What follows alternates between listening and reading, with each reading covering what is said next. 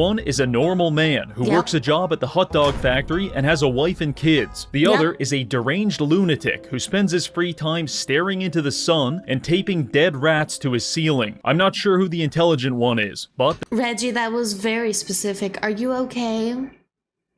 Is everything alright? Do we need to check the ceiling for, I don't know, any dead taped rats? Because that was insanely specific and I'm highly concerned. To the sun and taping dead rats to his ceiling. So Reggie decided to take on literal hell as a rat.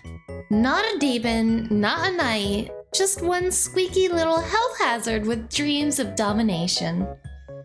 Yeah, so it turns out conquering hell's a little tough when your biggest weapon is rabies. But honestly, watching a rat outmaneuver demons is kind of inspiring.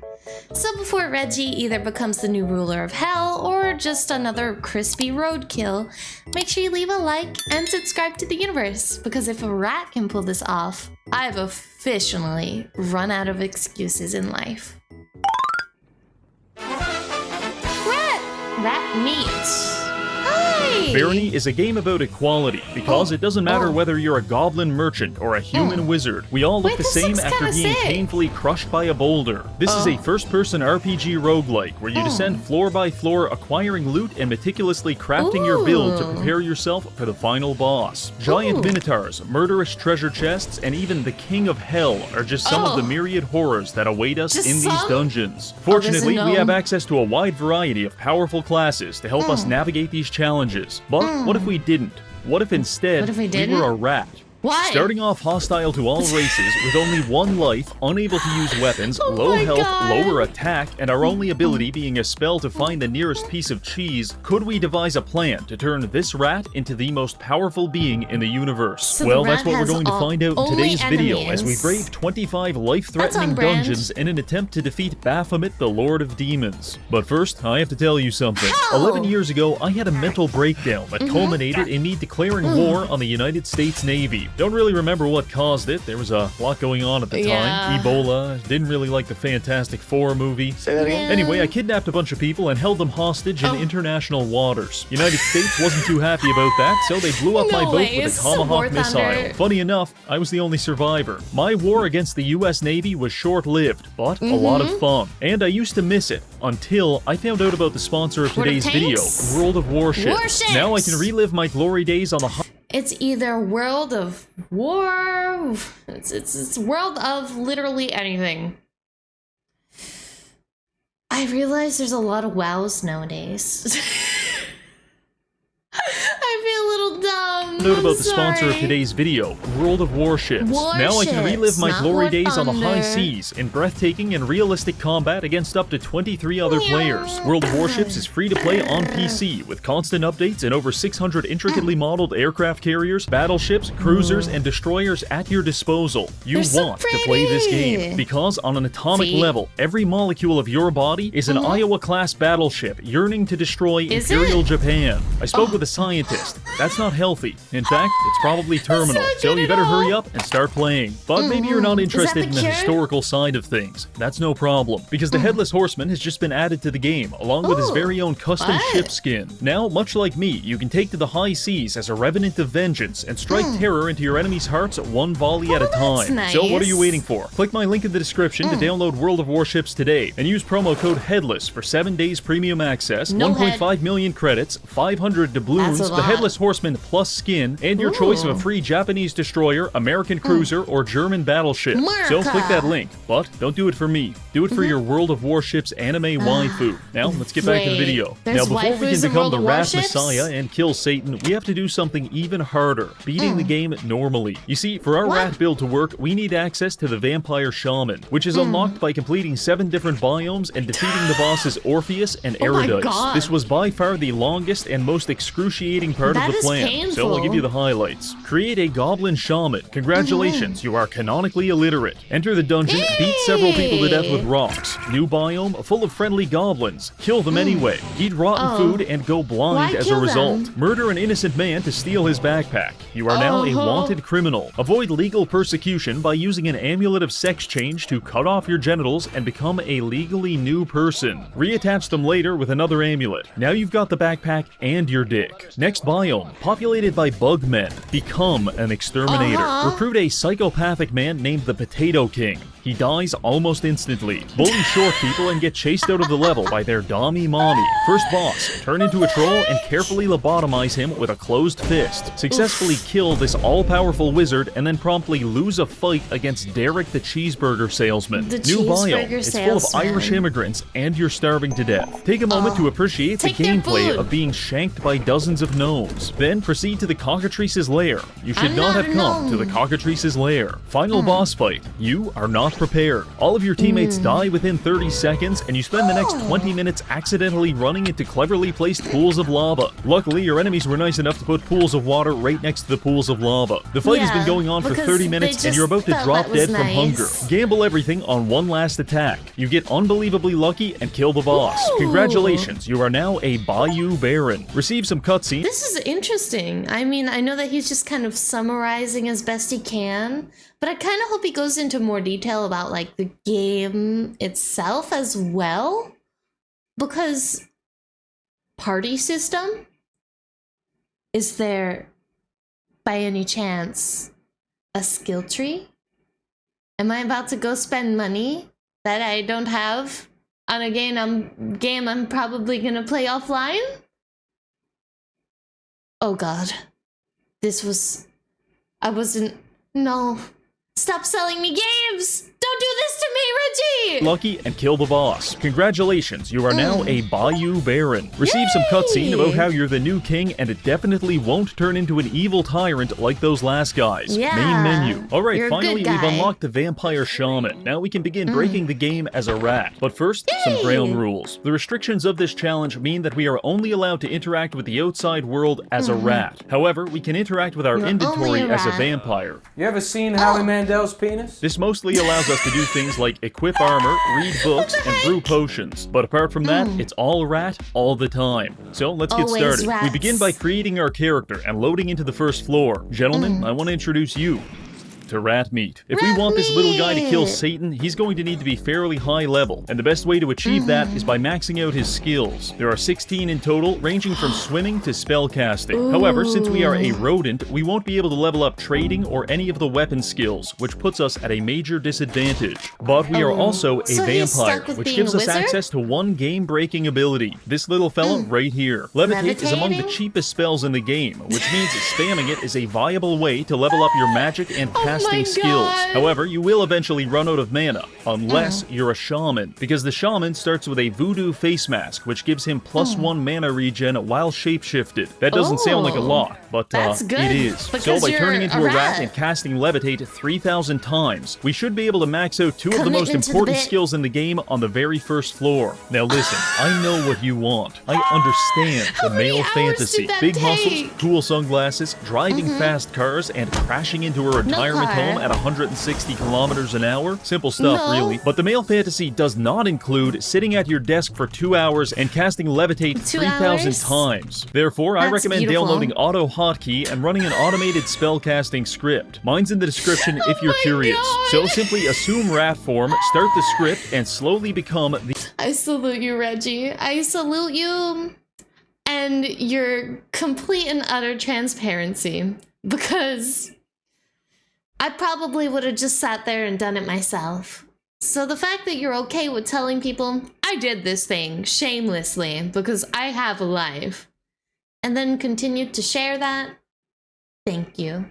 Thank you very much. If you're curious. So simply assume rat form, start the script, and slowly become the most powerful rodent of all time. Yes. This process takes a while, so I decided to kill the time by taking a normal shower by myself, washing the dishes, engaging in thought-provoking debates with the fellas down at the homeless shelter, and then chasing women through public parks. This gets me back home with just enough time for another shower before returning to the computer. Briefly looking over our stats, the plan appears to have worked. Casting and magic are nearly maxed out. The only problem is we're kind of starving to death. So it's time to enter the dungeon in search of food. On the topic of food, the vampire shaman is again very broken. Because much like Todd Howard, the vampire requires a constant supply of human blood. The only difference is we use blood to satiate our hunger, whereas Todd Howard just doesn't want other people to have it. Anyway, blood is our primary food source. However, by transforming to a rat, we are also able to eat conventional types of food. The combination of these two options means we're essentially playing with 200% food abundance, which admittedly is a little hard to appreciate as I starve to death in this dungeon. I start my food quest by running around the map and recruiting a small posse of rodents, because worst case scenario, we can cannibalize our fellow rat brethren.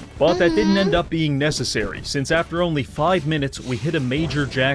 Not only did we find 2 treasure chests full of food, but one of them also contained a chef's hat. In addition to making us look like a beloved Disney character, this hat also increases food nutrition by 20% and buffs the drop rate. With a food supply secured, I made my way back to a safe room and resumed the rat maxing. After levitating about 75 more times, we had capped out our casting ability. This is where things get nutty. The reward for becoming a legendary caster is that you learn a 0-mana version of the spell Force Bolt. This is usually unlocked around floor 15 or maybe 20, so having access to it on floor 1 is questionably balanced. Furthermore, we can use it to level up the rest of our magic skill. Doing this unlocked the spell Dominate, which allows us to mind control enemies if they're weak enough. If they're not weak enough, it hurts a lot. It's like Pokemon, but if you gauge the health bar wrong, Ash Ketchum dies in a violent explosion. With that taken care of, I think we're ready to start the adventure. I began rapidly scurrying around the map, picking up every item I could find, the vast majority of which is complete garbage. But we're getting appraisal experience from identifying it. Yeah, so he can't even use swords, etc. So the purpose is kind of lost on him since he's a rat. All he has is magic. I think the only thing he would be able to use is a staff. And even then, wait, if his casting and magic are high, is casting, like how does, okay, is casting the stat for your staff, or does your staff have a different stat? Does that make sense? I hope that makes sense. I gotta make it make sense somehow. I'll think about a better wording, maybe. The vast majority of which is complete garbage, but we're getting appraisal experience from identifying it. I know an entire stat based around item identification doesn't seem cool or exciting, but you'll appreciate it when it saves you from accidentally equipping cursed items, such as Amulet of Strangulation or Sweatpants of Circumcision. Truly, not all heroes wear capes. Apart from that, I also started my Cult of Personality by mind controlling a few people and forcing them to beat each other to death. This levels up our leadership skill, and with enough practice, we can even increase our max follower count. But for the time being, healing potions are hard to come by, so don't get too attached. After scouring the entire floor of all valuable items and signs of life, I reviewed my inventory. We've got plenty of food, a portable alchemy station, and a ring of might, which gives us, a 1-pound rat, enough strength to effortlessly push a 7,000-pound boulder across the map. But why does that matter? Well, allow me to explain. In chapter 100 of Baki Do, Yujiro Hanma rapes Joe Williams while maintaining his heterosexuality. This is a power-scaling feat that informs us how strong a character is. For example, if I could successfully beat the homosexual allegations, then internet autists would have no choice but to scale me at a multiversal level. But for right now, we're focusing on rat meat, and him pushing an entire boulder easily qualifies him as a small building level superhuman. Not bad for floor 1. Now let's head to the next level. In case you were concerned that things were getting too easy, don't worry. Floor 2 has... But what was the purpose of pushing the boulder? Other than to flex? Was it just a flex? Was he just flexing that he could push a boulder?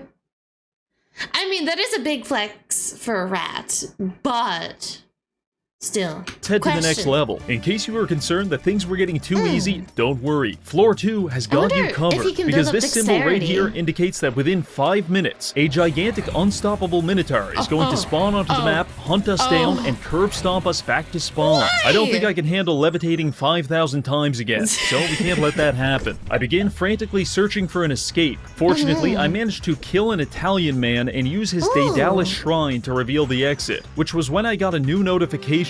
The Zap Brigade has spawned into the map. I know the Zap Brigade sounds jovial and maybe even heroic, but that's just a name. It's like if the Gestapo started calling themselves the Bubblegum Army. It doesn't really make you feel any better when they're pulling your fingernails out. So the good news is we don't have to worry about the Minotaur anymore, because the Zap Brigade has executed him by firing squad. The bad news is the Zap Brigade is a group of racial purists who spawned onto the map to perform a large-scale ethnic cleansing on anything that's not human. And my friends, we are definitely not human. 1 or 2 shots from their lightning staff and our rat is cooked. They're currently stalking their way across the map, actively looking for us. But what they don't know is I'm actively looking for them, because I want their equipment. Killing them takes forever due to their amulets of magic reflection, but slowly, over the course of 30 minutes, I used my superior rat intellect to separate them and wear them down. After cleaning off the blood stains, we've now got some high-level armor for us to proceed to the next floor. This would be floor 3, but if you enjoy psychological torment as much as I do, then I recommend flipping these levers and going to the secret level, the Gnomish Mines. My therapist keeps telling me George Droid isn't real and he can't hurt me, but I know better. I've seen the schematics. Similarly, Barony developers will try to convince you that the Gnomish Mines aren't that bad. I mean, look at this well-lit room with all kinds of golden fountains, and the exit is right there. This is terrific, but let me tell you something. They ran out of room in hell a long time ago, and now they're putting all the gnomes here. Outside of these doors is a winding maze filled to the brim with trolls, lightning staff gnomes, and ornery child miners that want nothing more than to excavate the side of your head. Around every corner, there is a 25% chance of getting smoked in the face with a lightning bolt, and there's like 600 corners, which is why I chose to mind control the gnomes and have them lead the way. After carefully and meticulously exterminating 70% of the gnome population, I had gained several levels and become relatively powerful. By using bloodletting, we can now two-shot most gnomes and farm them for vials of blood. Now, I'm not sure what's more terrifying, being stalked through a mine shaft by a bloodthirsty magical rat, or realizing it's actually just a naked man in a chef's hat. But either way, we're not here just to terrorize the gnomes.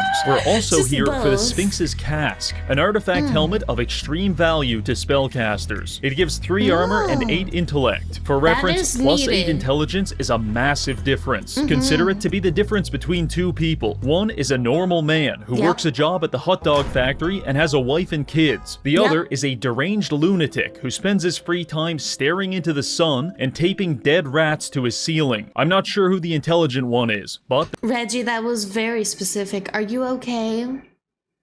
Is everything alright? Do we need to check the ceiling for, I don't know, any dead taped rats?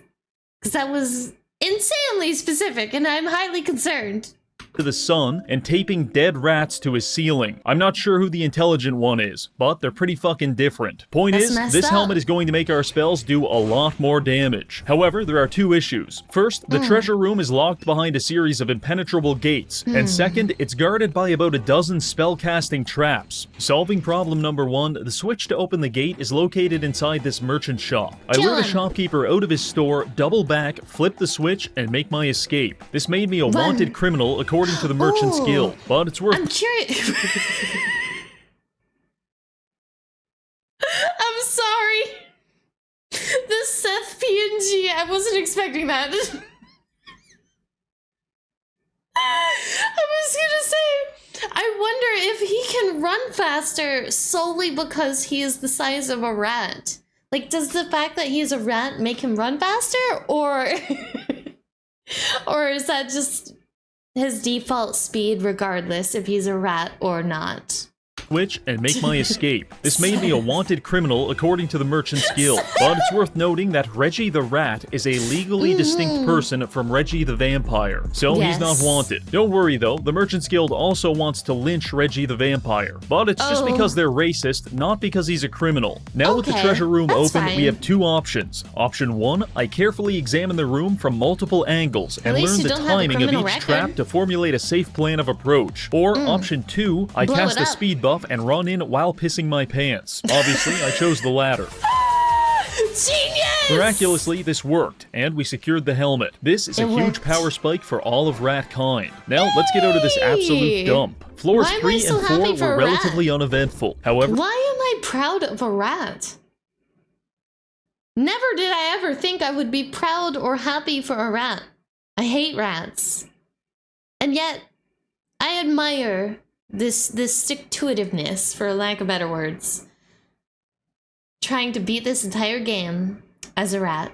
I admire it. Now, let's get out of this absolute dump. Nice. Floors 3 and 4 were relatively uneventful. However, it's worth noting that usually by this point, you're level 5 or maybe 6. We are level 13. Also, we have so much random shit in our inventory that we actually weigh 860 pounds. I cannot fathom how embarrassing it must be to get mind-controlled by a morbidly obese rat dragging itself across the floor. But clearly, it's not embarrassing enough to make a difference. Interesting loot on these floors included an amulet of strangulation, which isn't useful to us, but there is actually a BDSM GIMP class in the game, which regenerates its mana through autoerotic self-asphyxiation, so we'll leave this here for them. Instead, we're going to take this Ring of Warning. By equipping it, we basically unlock wall hacks, because all enemies on the level are now marked as pink dots on our minimap. Slowly but surely, we are approaching divinity. Now let's move on to the next biome, getting closer every day.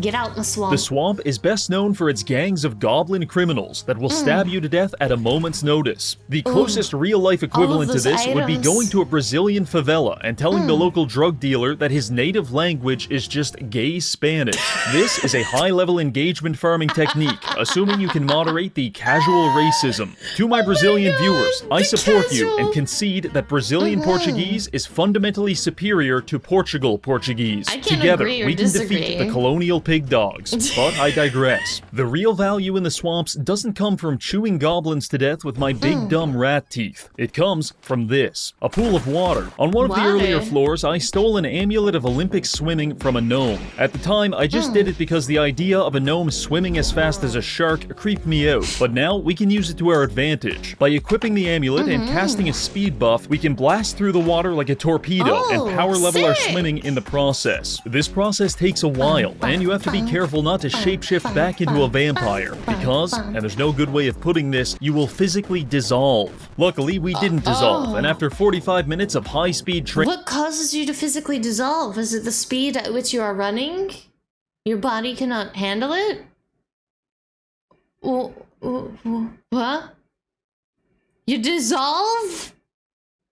What is the logic behind that? I need to know. Will physically dissolve. Luckily, we didn't dissolve, and after 45 minutes of high-speed training, we achieved 100 swimming, which now lets us walk not only on water, but also lava. That's right, Rat Jesus is becoming a thing, and you can't stop it. My first order of business as a religious icon was to wage a holy war against the Merchant's Guild. For far too long, they have persecuted us for our beliefs, and it ends here. I went to a jewelry store and lured the shopkeeper out into a wooded area, at which point I began frantically darting between the trees while blasting him with high-level magic. Over time, I was able to slowly whittle down his health bar until he was low enough for me to finish him off with my mouth. This was... I love that he's just like, boop, scurry away. Boop, scurry away.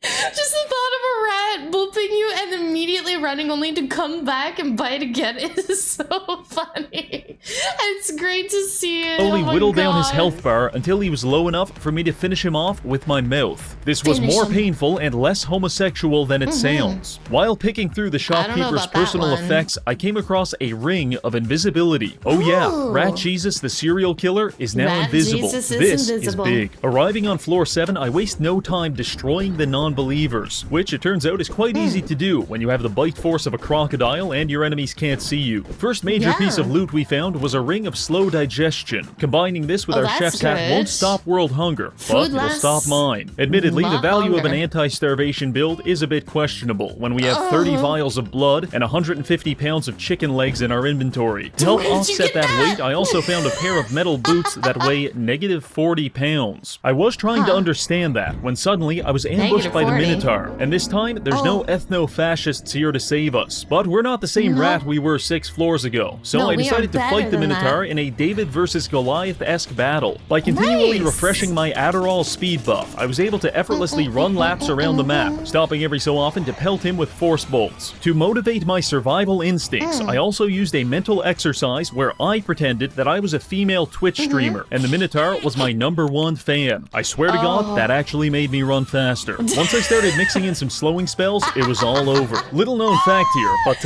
after killing Goliath, David chopped his head off and carried it back home. He was kind of a freak like that. Anyway, I couldn't find the Minotaur's head, so I just picked up his flawless emerald. This is very valuable, but money is a construct of the Merchant's Guild, and we have no need for such vices. So I threw it into the chasm and moved on to floor 8. Seemingly not content with dying once, the Minotaur came back again on floor 8, but he did even worse this time. He came back again because you didn't get his head last time. I feel like if you got his head the first time, he wouldn't have come back. You'd have been like, oh, he got Jeff?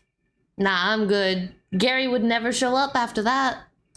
Not content with dying once, the Minotaur came back again on floor 8, but he did even worse this time, because me and the boys kicked the ever-living shit out of him. After that, I spent some time using my Ring of Invisibility to farm backstabs on the local NPCs, which power-leveled our stealth. Once we get it maxed out, we'll be able to turn invisible even without the ring. Anyway, I ran out of people to stab, so I decided to head to the secret level, nearly getting crushed by several boulders in the process. Heading through the portal, we arrive at the haunted castle. It's just us and our goblin companion named Abdul. Abdul will not be surviving this part, because the haunted castle is like a schizophrenic homeless man on the sidewalk. Harmless when ignored, but once you interact with it, you have put everyone's life in immense danger. Don't interact. Luckily for us, I have a plan. I explore the outskirts of the castle, making sure to ignore the 60 tombstones all around it, before proceeding inside to find some very nice loot. These legendary... What happens if you interact with the tombstone? It's a haunted place, so I'm assuming a ghost could possibly spawn. Or maybe a skeleton of sorts? I'm curious. Ooh. They could do a lot with that. Tombstones all around it, before proceeding inside to find some very nice loot. These legendary boots give us a huge armor buff as well as more wall hacks. However, by touching them, I have awakened the sleeping beast. Specifically, all 60 of those tombstones out front, they just spawned super zombies and now they're coming to kill us. Rushing outside, I waste no time casting the levitate spell and walking off the edge of a cliff. As long as we can channel this, they can't get us. Furthermore, our melee range is about 10% longer than theirs, so I spent the next 30 minutes beating every single zombie to death with my bare hands, taking breaks every so often to drip feed myself YouTube slop while I regenerate mana. This power leveled our unarmed skill from 25 to 64. With all of the zombies pummeled into a puree, I went back into the castle to gather the rest of the loot. Side note here, but the castle has plumbing, which you can use to fill up glass bottles with clean water. Clean water which can then be used with your alembic to duplicate potions and level up your alchemy skill. After a bit of that, it was time to move on. Floor 9 was relatively uneventful. I spent 20 minutes harassing slime molds to max our stealth, killed another shopkeeper because I liked his fit, and then moved on to the next biome, the Sand Labyrinth. Neither a labyrinth nor particularly sandy, this place is better known for making me racist against lava and housing an entire bug society. This whole place is swarming with scarabs, scorpions, and insectoid warriors. Luckily, we've got about 40 vials of blood, so I was able to take my time carefully enslaving an army of bugmen to do my bidding. Now, in case you're not thrilled by the idea of being drafted into my 1940s-esque chain gang, I humbly invite you to consider the alternative. Because I'm running around the map at 70 kilometers an hour, ripping everyone else apart limb from limb. We're on floor 13 now, which puts us at about the halfway point to reaching hell and killing the devil. Also, Rat Jesus just unlocked his first major miracle, because this spellbook gives us access to some basic healing for ourselves and our followers. This is just like in the comic. Shortly after finding the book, I also found a pair of golden Roman laurels, at which point my eyes widened as I entered the mind state of a man who believes the ghost of John Lennon is attempting to communicate with him through his alpha-getty, because there's no way this was a coincidence. You see, 13 years ago, I got banned from my local church for asking the priest to power scale Jesus. Long story short, one of Jesus's main anti-feats was getting arrested by a bunch of illiterate Romans. Illiterate Romans, Roman laurels, obvious really. Anyway, I believe the game wants us to rectify that in our build by becoming Roman. Or I need to refill my medication. Either way, I'm wearing the laurels. And they provide a massive 50% XP buff to our followers, which combined with our newfound healing abilities will allow us to power level them very easily. Moving on to floor 14, I used the power of leadership to convert all sentient life into funny numbers on my stat sheet. Also, I found a very rare single-use amulet of life saving, which allows us to resurrect ourselves if we die, thereby completing our Son of God cosplay. Now, always keep that. Do not get rid of anything that will resurrect you unless, like, there's a catch to, you know what I mean? Like, you can resurrect yourself, but you lose X, Y, and Z. I don't like those. I'd rather just restart. But if it's just, you know, you resurrect yourself and then this thing goes poof, keep it. Keep it! Don't let your pride stop you, okay? It's okay to be safe and prepared. To resurrect ourselves if we die, thereby completing our Son of God cosplay. Now we can proceed to the next biome. He can rise after the third day.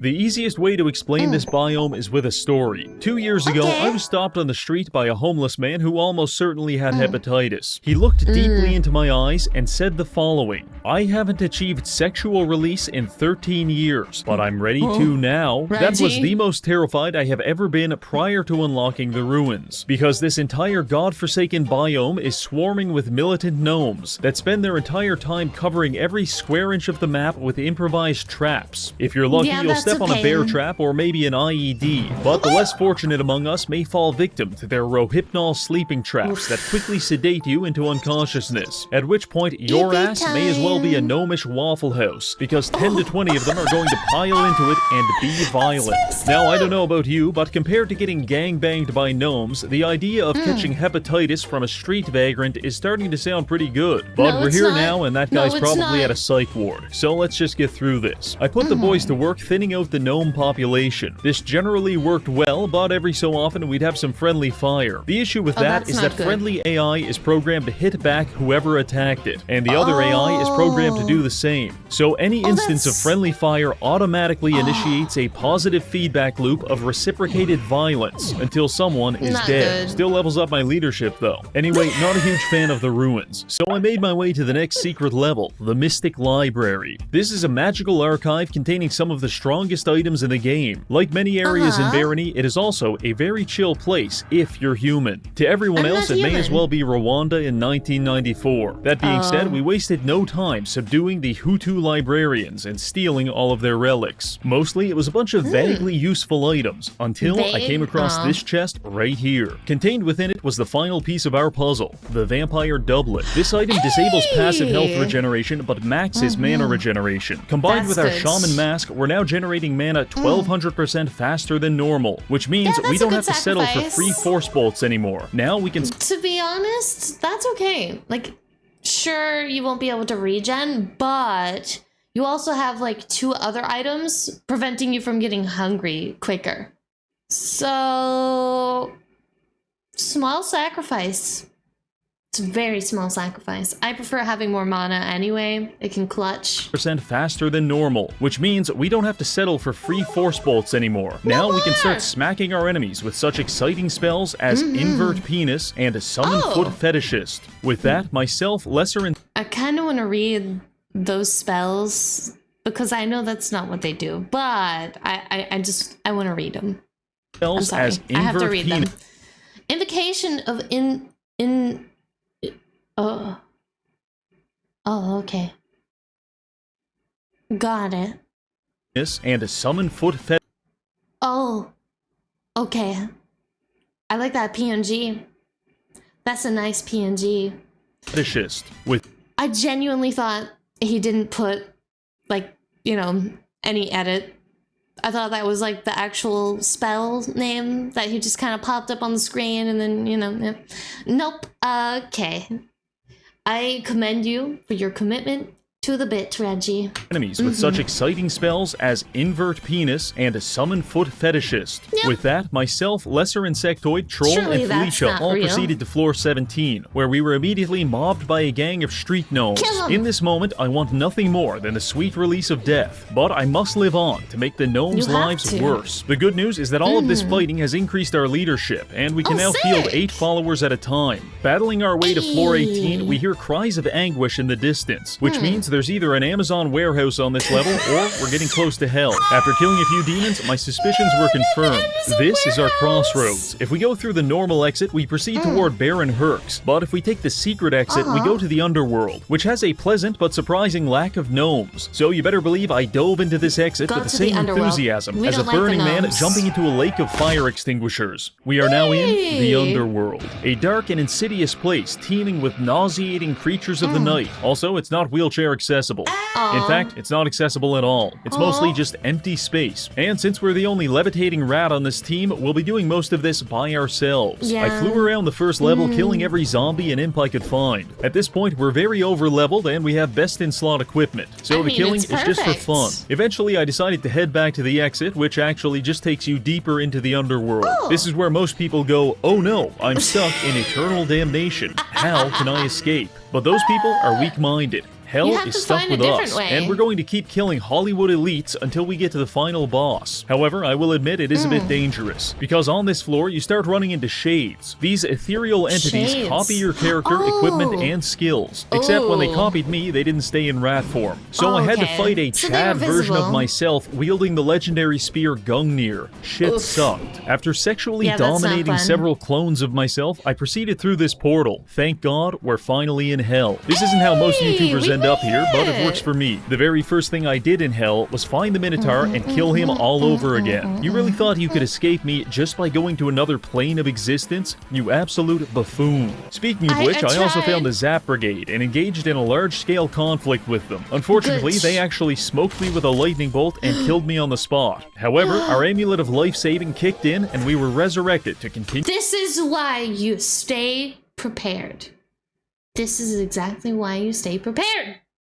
He was ready for it. Killed me on the spot. However, our amulet of life-saving kicked in and we were resurrected to Hey! continue our holy mission. The Messiah has Finish him returned. off. However, that was kind of a one-time thing, so we'll Yep. have to be more careful. Anyway, I recruited several demons and we started Ooh, working our way smart. through hell floor by was hoping floor. you would My do next that. near-death experience occurred when I got trapped in this courtyard with a rapidly spawning group of hostile goat men. If we Oh. weren't invisible right now, we would certainly be dead. Wasn't sure how to get Yes. out of this one, to be honest, until I realized we have max leadership, which allows us to recruit goat them. men. So while invisible, I walked up to the goats, covertly recruited them onto my team, and convinced And them let to them kill fight all of their themselves. friends. From our perspective, this made perfect sense. But to everyone else, this must have appeared as some kind of mass psychotic Infighting. event. After that, the Yeah. only thing left was to assault the Cathedral of Sin. So we may as well min-max the rest of our stats before going in. All that was left was Smart. alchemy, so I leveled it up by opening my inventory and drinking an exciting mixture of random chemicals and vials of acid. Non-chemists will see you power leveling your alchemy by drinking VCR head cleaner and say he can't afford water. Now prepared for our destiny, I stormed the No cathedral, water. mind-controlled the priest, and No flipped several problem. levers to open a portal At to least my mega hell. alchemy is Through here maxed. is Baphomet, who will not hesitate to kill us on the spot. So I sorted out my inventory, optimized the toolbars, and then dropped 10,000 gold to make us 100 pounds lighter. It's time for rat meat to become a legend.